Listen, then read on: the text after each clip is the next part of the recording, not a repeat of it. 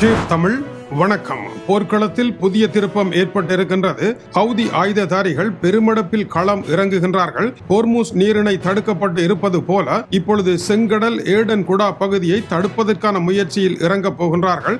Oil விலை மேலும் உச்சகட்டம் அடைய போகின்றது. உலகத்தின் 12 வீதமான ஆயில் வருகின்ற வழியை தடுப்பதற்கான வேலையை செய்ய போகின்றார்கள். அமெரிக்கா 10,000, 12,000, 3,500 என்று தன்னுடைய படைகளை இறக்கிக் கொண்டிருக்கின்ற வேளையில் ஈரானும் தன்னுடைய புதிய படையணி ஹவுதி ஆயுததாரிகளினுடைய பல்லாயிரக்கணக்கான படையணியை களத்தில் இறக்குவதாக அறிவித்திருக்கின்றது. எனவே போர்க்களமானது ஏட்டிக்கு போட்டியான ஓர் இடத்தை நோக்கி நெருங்கிக் கொண்டிருக்கின்றது. அமெரிக்காவினுடைய படைகள் ஈரானுக்குள் இறங்குமாக இருந்தால் அவர்கள் தீயிட்டு கொளுத்தப்படுவார்கள் என்று ஈரானுடைய பாராளுமன்ற தலைவர் முகமது பக்கார் கலிபா சற்று முன்னர் ஆத்திரமாக குறிப்பிட்டிருக்கின்றார். 3,500 அமெரிக்காவினுடைய மெரைன் படையினர் இப்பொழுது வந்திறங்கி இருக்கின்ற நிலையில் இவர்கள் தங்களுடைய மண்ணில் கால் பதிப்பார்களாக இருந்தால் தீக்காட்டில் தீ மிதிப்பது போலத்தான் ஆகும், பஸ்பமாகி விடுவார்கள் என்று கூறியிருக்கின்றார். இந்த நிலையில் துருக்கி இஸ்தான்புல்லில் இருந்து வந்திருக்கும் அடுத்த செய்தியின்படி ஹவுதி ஆயுததாரிகள் பெருமெடுப்பில் களமிறங்குவதாக அறிவிக்கப்பட்டிருக்கின்றது. இவர்களுடைய எண்ணிக்கை தெரியவில்லை. ஆனால் இவர்களுடைய படை நடவடிக்கை நீண்ட தூர ஏவுகணையாக இஸ்ரேலை தாக்குகின்ற காலம் போய் இப்பொழுது ரெவல்யூஷன் கார்ட் படைப்பிரிவு போல இவர்கள் மத்திய கிழக்கின் அடுத்த பகுதியை நோக்கி களமிறங்க போகின்றார்கள் என்று தெரிவிக்கப்படுகின்றது. உலக வர்த்தக கப்பல்கள் வருகின்ற மத்திய தரைக்கடல், சுயஸ் கால்வாய், செங்கடல் ஆகியவற்றினால் வருகின்ற கப்பல்கள் எல்லாம் ஏமன் நாட்டை சந்திக்க வேண்டும். இந்த ஏமன் நாட்டில் இருக்கின்ற நீரிணை பப் அல் மெண்டீப் ஆகும். இதுவும் ஒடுங்கிய நீரிணை தான். இதன் வழியாக கப்பல்கள் வர வேண்டும். ஹவுதி ஆயுததாரிகள் அதன் மீது தாக்குதல் நடத்துவார்களாக இருந்தால் இந்த கப்பல் போக்குவரத்துகளும் ஸ்தம்பிதமடைந்து தொண்டைக்குள் உணவு விக்கல் அடைந்தது போல மறுபடியும் விக்கல் ஏற்படும். எனவே ஹோர்முஸ் நீரிணை 20 வீதம், இது 12 வீதம் என்று தடை ஏற்படும். இதனால் ஆயில் விலை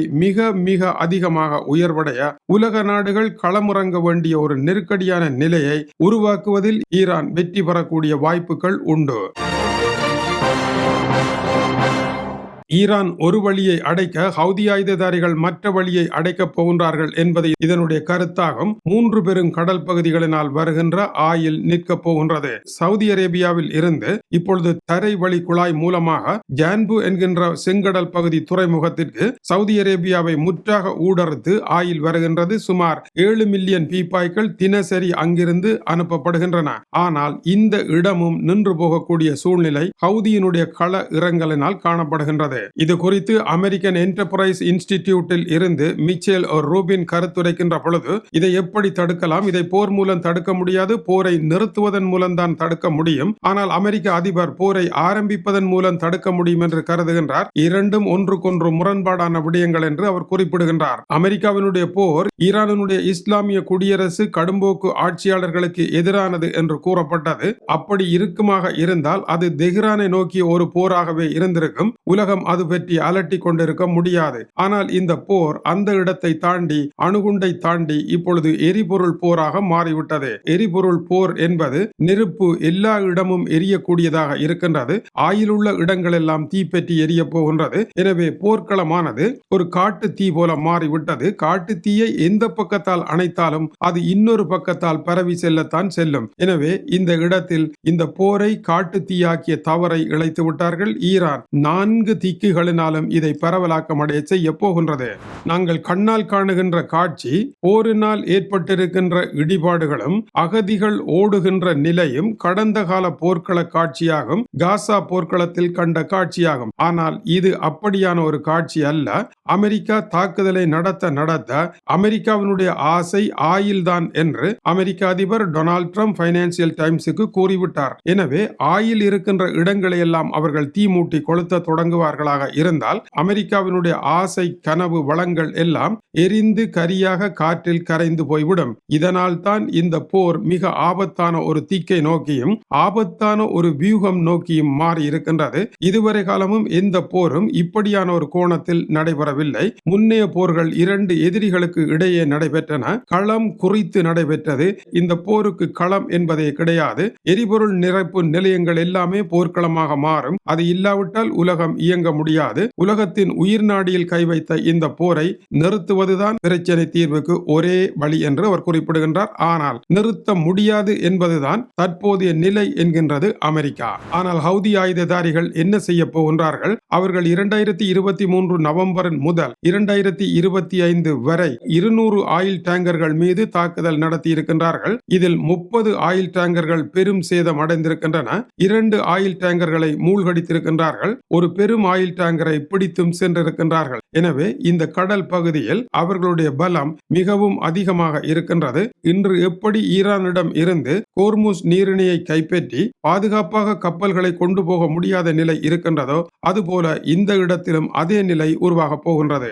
ஏற்கனவே செங்கடல் பகுதியில் ஹவுதி ஆயுததாரிகளினுடைய தாக்குதல் காரணமாக 50% கப்பல் போக்குவரத்து குறைந்து ஆப்பிரிக்காவை சுற்றி வர வேண்டிய நிலை ஏற்பட்டது குறிப்பிடத்தக்கது. ஆப்பிரிக்காவை சுற்றி கப்பல்கள் வருமாக இருந்தால் ஆயில் விலை 2 மடங்காக ஏற்றமடையும். இப்பொழுது 10,000க்கு இருக்கின்ற விமான டிக்கெட்டுகள் அதைவிட இன்னொரு மடங்கு அதிகமாக உயர்வடையும். எனவே உலகத்தினுடைய பொருளாதாரத்தை காப்பாற்ற முடியாத சூழ்நிலையும் இன்றுள்ள நிலையில் எதையும் செய்ய முடியாத அளவிற்கு எல்லாவற்றினுடைய விலையும் விண்ணை தொட்ட நிலையில் இருக்கும் என்பது குறிப்பிடத்தக்கது. எனவே ஈரானுடைய மண்ணை தொட்ட வேலையை பார்ப்பார்களாக இருந்தால் இந்த விலைகள் விண்ணை தொட்டு நிற்கும் என்பது அவருடைய விளக்கமாகும். இந்த நிலையில் ஹிஸ்புல்லா அமைப்பும் இப்பொழுது வீரியமாக சண்டையிடுவதனால் இஸ்ரேலுக்கு பெரும் தலைவலியும் தரைப்படையை லெபனானுக்குள் இறக்க வேண்டிய சூழ்நிலை ஏற்பட்டிருக்கின்றது. ஹவுதி ஆயுததாரிகள் களமிறங்க அங்கும் இறங்க வேண்டி வருமாக இருந்தால் களத்தில் இஸ்ரேலும் அமெரிக்காவும் மட்டும்தான் நிற்கின்றன. இவர்களுடைய படைகளை பிரித்து இந்த போரை சந்திக்க முடியாத நிலை ஏற்படும் என்பது